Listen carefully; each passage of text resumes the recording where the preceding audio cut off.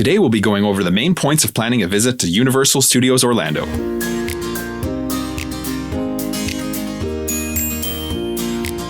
Hello and welcome to the Let's Go to Disney podcast. I'm your host Oliver. Today is Sunday, January 28th, and you're listening to episode 20, planning a visit to Universal Studios Orlando. Lucy is back on the show today to talk Universal with us. Hey everyone, I'm really excited about this topic. I absolutely love Universal Studios, and so I'm really happy that we get to do an episode on this. Yeah, definitely. It's definitely a great resort. The parks are great. They're really well done. Fun. Yeah, absolutely. And they differ from Disney in good ways and in some... Not so good ways. Yeah, not so good or different ways. Yeah. So we'll talk about that. Before we get into today's main topic, here's what's going on in the parks right now.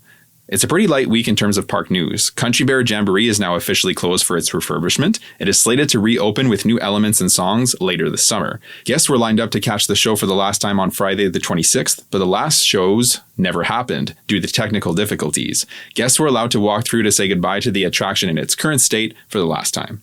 A new annual pass holder magnet will be available starting on January 29th. They will be available by the time this episode airs. If you're an annual pass holder in Walt Disney World right now, you can grab it at the Creation Shop in Epcot. The magnet features Hey Hey from Moana surrounded by the usual D for Disney with a teal background. There will also be an exclusive pass holder Hey Hey Liege Waffle at the Connections Cafe, available from January 29th all the way through February 23rd. Among other special menu items across the parks, beignets will be available at the Golden Oak Outpost on the far end of Frontierland for a limited time during Black History Month. It would certainly be nice to have beignets as a snack option all the time in the parks versus having to make the trek to Port Orleans French Quarter. Having said that, those beignets are 100% worth it. 100%.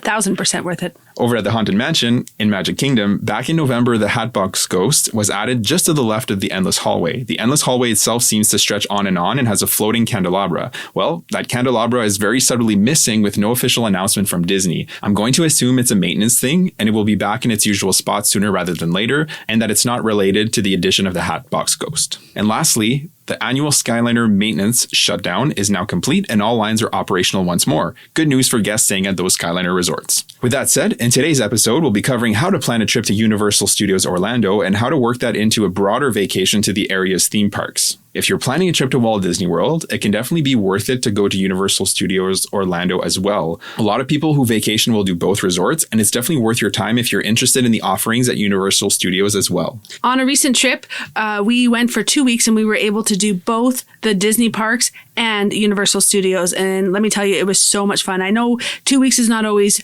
feasible for people to take vacation, but if you can, definitely worth it. The 2 weeks was the perfect amount of time.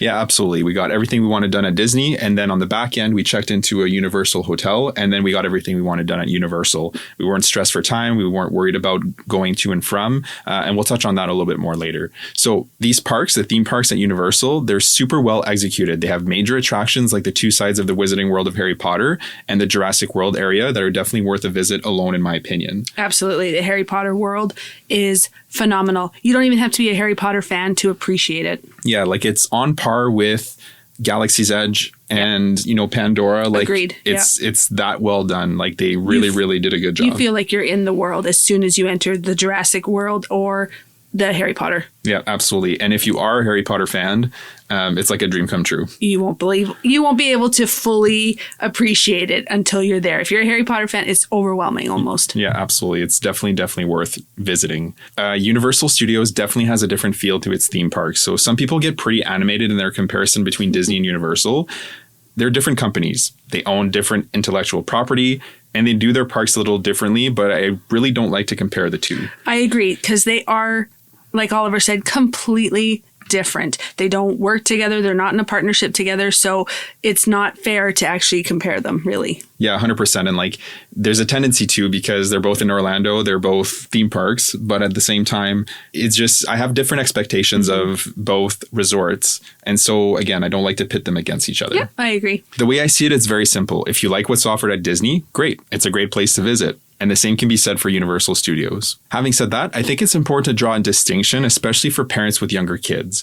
So Disney is definitely geared more towards families with younger children. Now, that's not to say the parks can only be enjoyed by this demographic. That's definitely not the case. Lucy and I have done solo adult trips, and we always have a good time as well. But Disney has much more rides without height requirements and characters and activities that are suitable for all ages.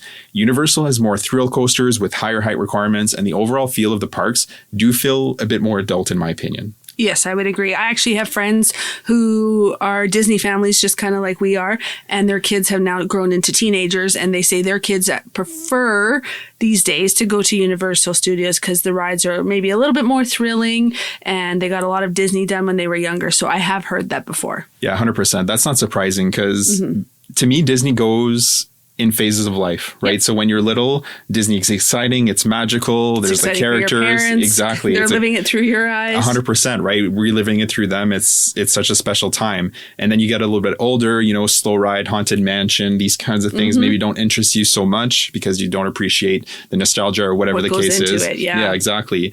So then you have your Universal phase where, you know, you have your thrill coasters like Velocicoaster and Incredible Hulk, right? Where you want to go fast. And then when you get a little bit older, maybe you have kids of your own, then you go back to Disney and that nostalgia comes back. I completely agree with that. With that said, can you bring your kids to Universal? Absolutely. Just be mindful that there are many attractions that your littles won't be able to ride, and there's not much. There is some, but not much younger kid-friendly attractions or activities. Yes, I agree.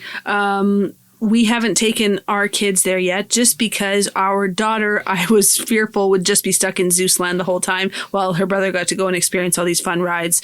So we definitely figured that we weren't quite there, but I think we're getting there with our daughter. Yeah. 100%. As she gets taller, she's going to be able to experience more. But even our son on our most recent trip, he was just over 48 inches. And there's several rides that are in the 50 inches or taller at Universal. So he would have still been limited in what he could experience there. They're getting closer in age where we will take them, though. Yeah. And like if you're paying for a lot of money to get into Universal Studios and you've also done Disney on your trip, you want to make sure that your family can actually do most of the rides at Universal Studios instead of getting stuck in one little section and paying all that money. Exactly. 100%. Yeah. Another thing to note, I find that planning a trip to Universal is overall easier than planning a trip to Disney. It's pretty straightforward. Yeah, 100%. Don't take this to mean that I prefer Universal over Disney because I don't. Okay, Disney has my heart, but there's just less involved in planning a trip to Universal. You'll see as we outline the details of planning your Universal Studios visit, the learning curve is just not as steep in my opinion. Yeah, I agree.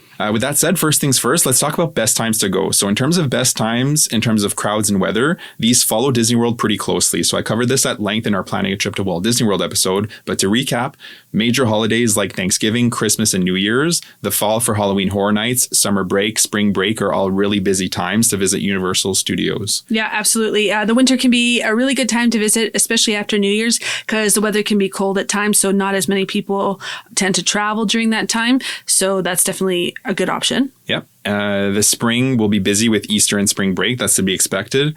Universal also hosts Mardi Gras on select days from February through April. So there can be some busyness surrounding that as well. Especially from like the local people probably going to partake in that. Yeah, annual pass holders and whatnot. There is a dip in crowds after spring breaks and Easter before the summer vacationers start arriving towards the end of May. So basically there's a sweet spot there basically at the very, very end of April into the first couple weeks of May where you can find some really low clouds and some really, really nice weather. Yeah.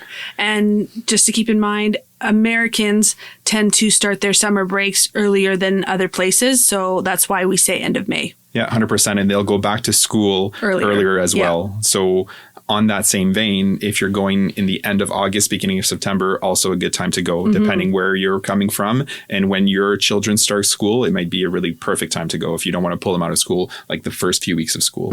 Absolutely. And the weather, we've been there in end of April and the weather was really nice and warm.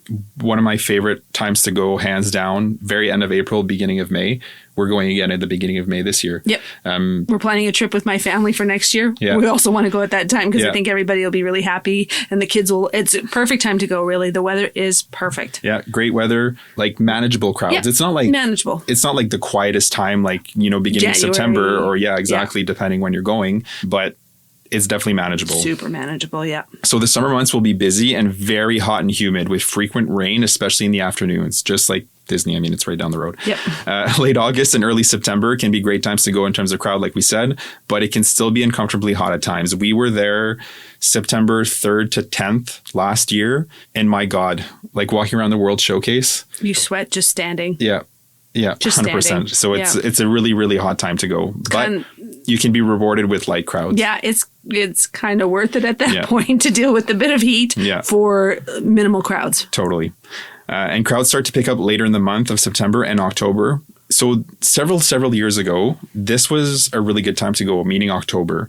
It was kind of like a low season, a shoulder season. It wasn't as busy, but it's just picked up popularity in recent years. And October is now one of the busiest times to go. And this is true at Universal as well because they have Halloween Horror Nights. Yeah. And that crowd that's probably attracted to the Hollywood Horror Nights likes the horror movies and stuff. And apparently they do it very well. Yeah, 100%. We have not been to Halloween Horror Nights, but it's definitely on our list. It's for sure on our list. I love horror. Everything about it. My husband hates it. I don't care. Yeah. I love it. Yeah. So I don't, probably one of the reasons why we haven't gone yet. We have done Mickey's Not So Scary Halloween Party, but do not mistake Halloween Horror Nights for Mickey's Not So Scary because these are not geared towards younger children. Not in the slightest. The haunted houses and scare zones can be downright terrifying and are definitely not suitable for littles. Yeah. It's geared towards teenagers and adults. 100%. Do not take kids under double digits. Yeah, 100%. Unless they're really brave. Yeah, or you're okay having nightmares. Yeah. Yeah. November can be a good time to visit, except the week of Thanksgiving. So the week immediately following Thanksgiving is also a good time to visit before the Christmas rush. We were there actually at that time this year. We went the very last few days of November into the first few days of December, and really good. Really quiet. Yeah. Definitely a good time to go. Universal Studios, just like Disney, does get the Christmas treatment around the holidays. So Hogsmeade and Diagon Alley get decorations. There's Grinchmas in Seuss Landing. There's a Christmas parade and holiday concerts, as well as holiday-themed treats. The parks are open until midnight on New Year's Eve to ring in the new year, as well as City Walk. Yeah, so if you ever wanted to meet the Grinch and have some time with him, that would be a good time to go. Yeah, absolutely. Next thing I want to touch on is how are you getting to Universal? So this is going to depend on where you're coming from. If you're coming from Orlando International Airport, there's a few options similar to Disney. So Universal offers a shuttle called the Universal Superstar Shuttle. You can book this as part of your vacation as an add-on directly through Universal. Prices are $39 for adults and $29 for kids round trip and $23 and $18 one way. You can also take an Uber or a Lyft. Universal is not as far from the airport as Walt Disney World, so it's about $30 or so one way. This is obviously subject to surge pricing, so something to keep in mind there. You can also take a Mears shuttle, not to be confused with the Mears Connect, which takes you to Disney, or a taxi. There's also the private car service option as well that can start to get expensive pretty quickly, so just keep that in mind for your budget. If you're coming from Disney, by far, the easiest and most convenient in my experience is an Uber or Lyft. Agreed. Yeah, we've done it super easy. Yeah, 100%. It'll be somewhere between $20 and $40 one way. If you're renting a car from the airport or driving your own vehicle from Disney or from wherever you're staying, you can expect to pay $30 for regular parking at Universal and $50 to $60 depending on the season for prime parking, which will just be closer and less walking. Yeah. So if you're staying at one of the Universal hotels, you can expect to pay a parking fee somewhere between $15 to $30 per night, depending on where you're staying, and you can use Universal transportation to the parks from there. Another thing about Universal is it's not nearly as spread out as Disney. No. So navigating transportation is pretty simple. Very simple, for sure. So from the resorts, there's buses, ferries, or you can walk to City Walk or the parks. Universal is really compact, not nearly as spread out. Yeah. Yeah. We have walked from our hotel, Universal Hotel, to the City Walk, which directs you right into the park. Super easy. Actually, quite nice walk first thing in the morning. Yeah. So we stayed at the Royal Pacific most recently, and I can't remember how long that walk was. It couldn't have been more than like 10 minutes. 10 minutes, and then you go through security once you get to the gate there. Yeah. You walk through it very easy, and then you kind of go up a little bit of a hill, and then you're right at City Walk, and that takes you directly into the parks at that point. Yeah, exactly. And if you don't want to have that walk, you can take the boats. Yep. There was boats, but then you have to wait. Yeah, 100%. So it's really not far. We actually kind of timed it once, and I think we beat the boats just for the people that were waiting there. And then we started to walk, and I think we beat them there. Yeah, no, it's not far at all. Yeah. So definitely something to keep in mind. If you're tired at the end of the day, I get it. In the morning when you're rearing to go, you can probably get there. Yeah. So on that note, where are you staying? So there's many hotels in the area. Some offer shuttles to and from the parks, but you'd have to confirm that when you're booking just to make sure, is there an additional fee for that? And how does it happen? You know, where do you stand to pick it up or whatnot? There's also Airbnbs, of course, and you could easily choose a centrally located hotel or Airbnb and do Universal and Disney from that same base. That's certainly a good option. It can save you a lot of money, especially if it has a kitchen where you can prepare some of your own meals. Absolutely. That's a good advice. In terms of Universal hotels, they have tiers associated to their resorts, just like Disney does, and they offer specific perks, just like Disney does. So let's break these down to see if they're worth it to you. So there's not as many hotels at Universal as there is at Disney, but here they are by category. So the premier hotels are the top tier, right? So think deluxe at Disney. They offer the most perks and they're the most expensive. These are Loews Portofino Bay, Loews Royal Pacific, and Hard Rock hotels. These hotels offer Express Pass Unlimited for everyone on your reservation, which allows you to skip the standby queue at most attractions as many times as you want. I'll go deeper into these a little later on, but it's important to note that this is normally an expensive add-on to your ticket, typically $100 or more per person. Yeah, 100% worth it if you want to get those to stay at those hotels. Yeah, 100%. And that also counts on your check-in day and your checkout day. Mm-hmm. So on our most recent trip where we did both, we took an Uber from our Disney resort to Royal Pacific. Yep. We left our bags with Bell Services, got our room keys, which doubles as your Express Pass, and went straight into the parks. Yeah, and it was so fun, actually. Yep. It was a great way to start the Universal leg of our trip. Yeah, absolutely. I totally agree. Preferred category is the next down and only has the Loews Sapphire Falls Resort, which has a walking path and water taxi transportation to Volcano Bay, Universal's water park. Prime value is Cabana Beach Resort and Aventura Hotel. These have walking paths to Volcano Bay as well. And lastly, value, which are Endless Summer Resort Dockside Inn and Suites and the Endless Summer Resort Surfside Inn and Suites. These offer complimentary shuttles to and from the parks as well as City Walk. Yeah, all hotels have something to offer. They're all really great. It's just what you want to pay, really, in the end. Yeah, 100%. All of the resort tiers offer early access to one of the two parks, so that's important to note. Yes. And early entry works a little bit different there, so it's one or the other. It's not both. So it's going to be either Islands of Adventure or Universal Studios. And they don't alternate. They do, but not like every day. So you'll have several weeks or a month or longer of early entry at Universal Studios, and then it'll switch and it'll be Isles of Adventure for that same stretch of time. They kind of go back and forth in that fashion. Next thing I want to touch on is tickets. So it's important to be aware of, and it's not something that everybody knows, but there's 3 parks at Universal. So there's Universal Studios, Islands of Adventure, and Volcano Bay, which is the water park. The Wizarding World of Harry Potter spans both dry parks, and you can take the Hogwarts Express from one park to another, or you can walk from one entrance to another. They're really close. Yes, it's close. Kind of like Disneyland in that fashion. You can walk from Disneyland to California Adventure. Similar distances. It's super close. Mm-hmm. So one thing to note is you do need park-to-park tickets to be able to do that, to hop between. So let's get into the different ticket types. So tickets to Universal are not unlike Disney tickets. They are date-based, meaning you pick your start date and your price per day is determined by when you're there. The price fluctuates with the seasons, so you can expect the busier the parks, the more expensive the tickets. The ticket tiers are a little complicated, so it's important to pay attention when purchasing. So to make it simple, there are 3 categories of tickets: 1 park per day, park to park, and annual passes. With 1 park per day tickets, under this category, you can purchase 2 park tickets, which gives you access to either Universal Studios or Islands of Adventure for 1 to 5 days. With these, you can visit either Universal or Islands of Adventure, but you can't hop between the parks. The 2 parks just means you can visit either park, but again, you can only visit 1 per day. You can also purchase 3 park tickets. That also includes Volcano Bay as well. So the language is a little confusing, right? 2 park, you would think, no, can I do both parks? No. It's 2 parks in the sense that you can visit either or. You get to pick. Yeah, exactly. Yeah. Now, you can also purchase park-to-park tickets, which does grant you the ability to hop between parks. With park-to-park 2 park tickets, you can hop between Universal Studios and Islands of Adventure. And with park-to-park 3 park tickets, this includes Volcano Bay, again from 1 to 5 days. We definitely recommend this one, especially with the Wizarding World and being able to go between the 2 on the train or walking. This is definitely a favorite of ours. Yeah, absolutely. And to be able to experience the train, it's kind of unfortunate, but it is the reality is that you have to have park tickets. They knew what they were doing. Yeah, 100%. Yeah.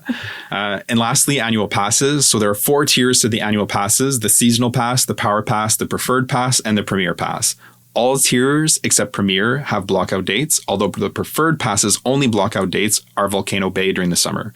So there are discounts and other benefits that start at the lowest tier and increase as the tiers go up. Universal annual passes are cheaper than Disney's, and if you're a local and you'll be going a lot or you're taking more than a couple trips in a year, it can be definitely worth it to price the comparison between regular park tickets and an annual pass. And lastly, I want to touch on the Universal Express passes. So there's 2 categories and 2 types of express passes in those categories.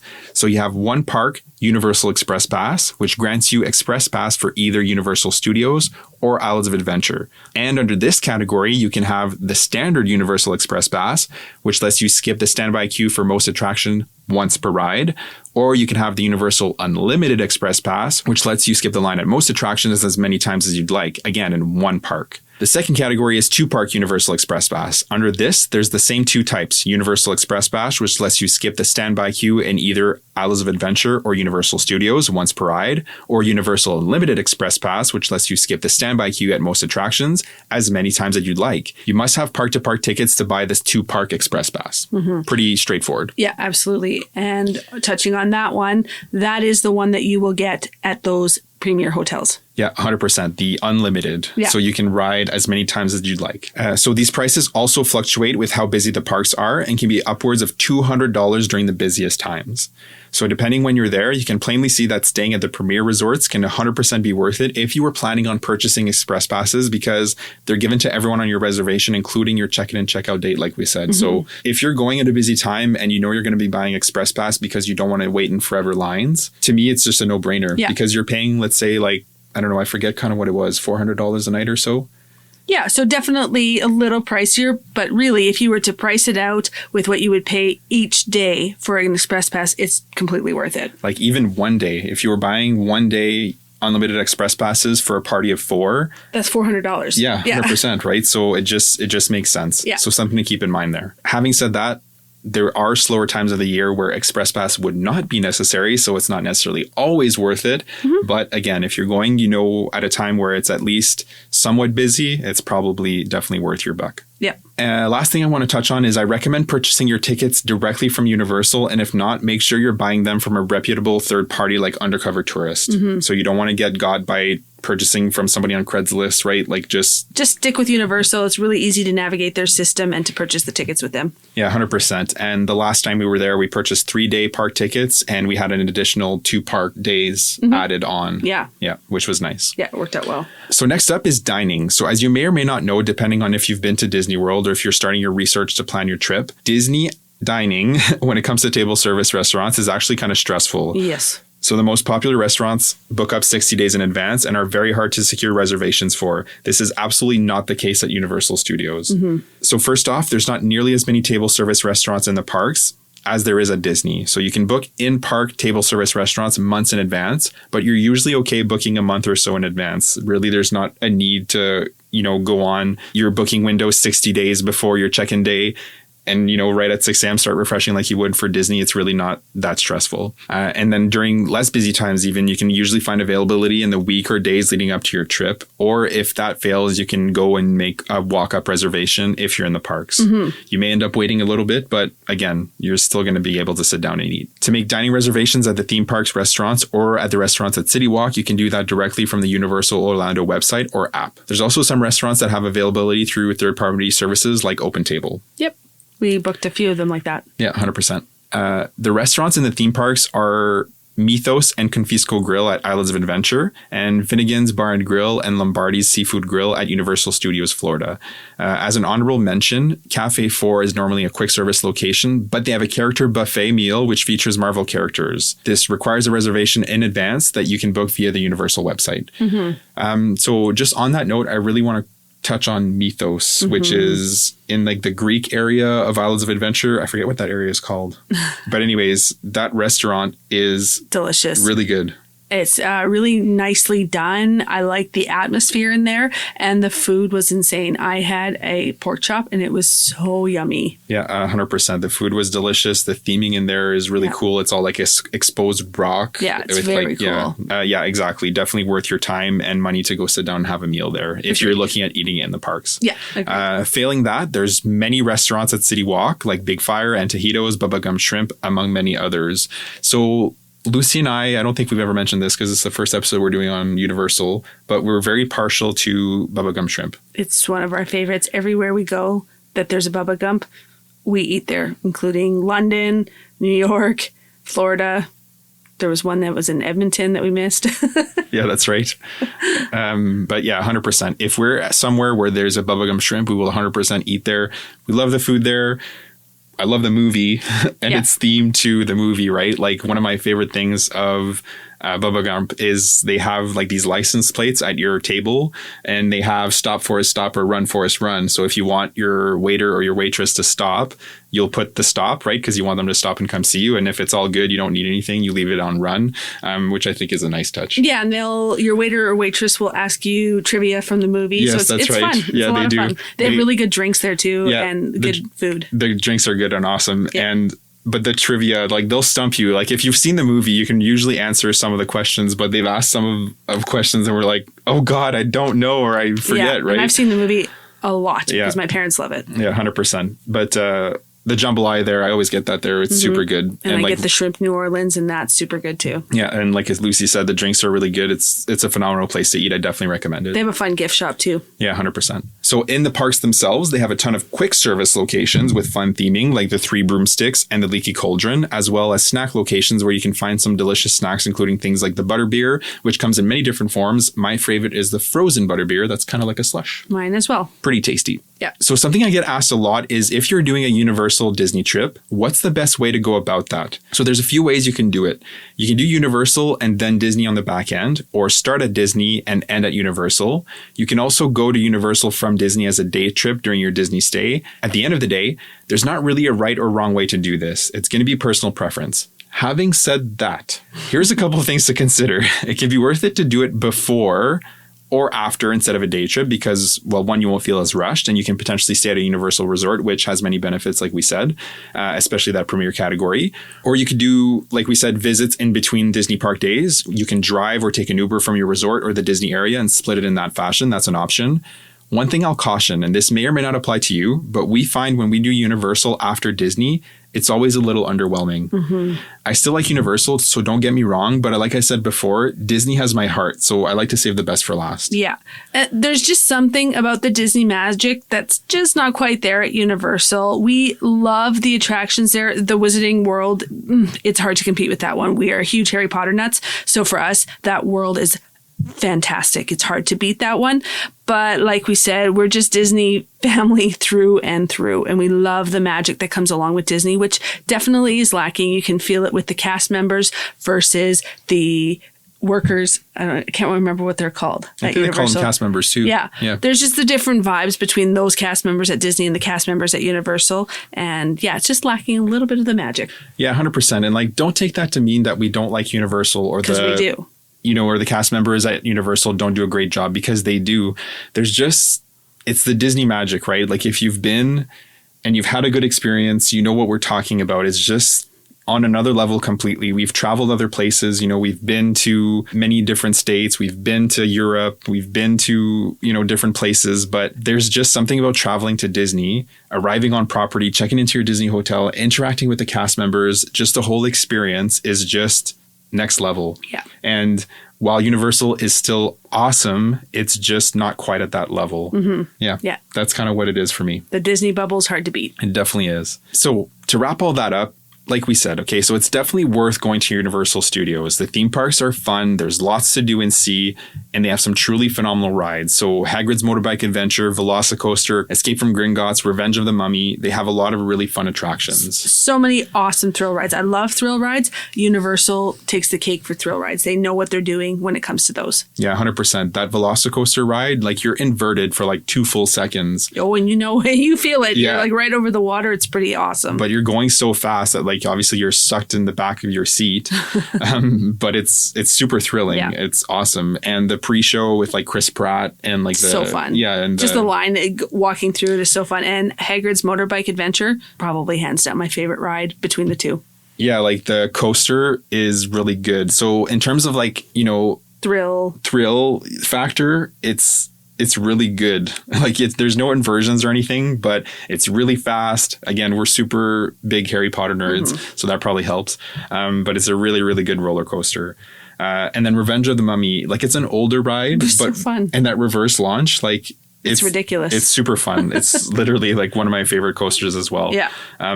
So there's lots of really fun things to do at Universal. So like we said, definitely worth your time. Yeah. So with that said, thanks for joining us today to talk Universal. One thing, if you guys have the time, I would certainly love if you could go onto Apple Podcasts and leave a review. This helps us reach more listeners, and that's what we're looking for. We're looking to share our love of Disney with as many people as possible. Find us on social media for more Disney fun and tips. In the meantime, have a great day, and we'll see you real soon.